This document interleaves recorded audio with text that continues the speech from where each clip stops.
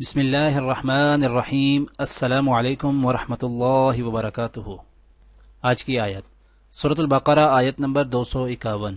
اعوذ باللہ من الشیطان الرجیم۔ فَهَزَمُوهُمْ بِإِذْنِ اللَّهِ وَقَتَلَ دَاوُودُ جَالُوتَ وَآتَاهُ اللَّهُ الْمُلْكَ وَالْحِكْمَةَ وَعَلَّمَهُ مِمَّا يَشَاءُ وَلَوْلَا دَفْعُ اللَّهِ النَّاسَ بَعْضَهُمْ بِبَعْضٍ لَفَسَدَتِ الْأَرْضُ وَلَكِنَّ اللَّهَ ذُو فَضْلٍ عَلَى الْعَالَمِينَ۔ چنانچہ انہوں نے اللہ کے حکم سے جالوت کے ساتھیوں کو شکست دی، اور داؤد نے جالوت کو قتل کیا، اور اللہ نے اس کو سلطنت اور دانائی عطا کی، اور جو علم چاہا اس کو عطا فرمایا۔ اگر اللہ لوگوں کا ایک دوسرے کے ذریعے دفاع نہ کرے تو زمین میں فساد پھیل جائے، لیکن اللہ تمام جہانوں پر بڑا فضل فرمانے والا ہے۔ آج کی دعا: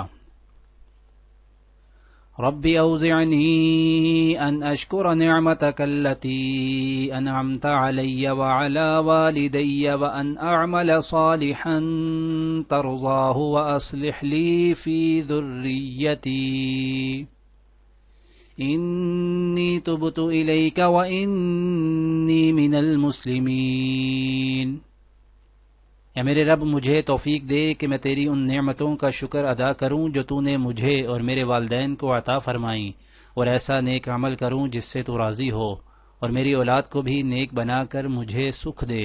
میں تیرے حضور توبہ کرتا ہوں اور تابع فرمان بندوں میں سے ہوں۔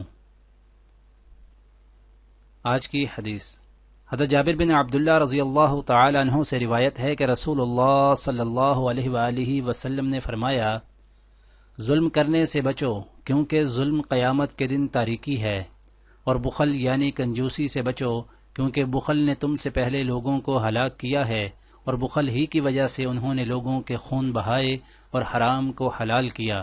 دعا ہے کہ اللہ تعالی دنیا اور آخرت کی تمام بھلائیاں عطا کرے، عمل کی توفیق دے۔ سبحان ربک رب العزت عما یصفون وسلام علی المرسلین والحمد للہ رب العالمین۔ آمین۔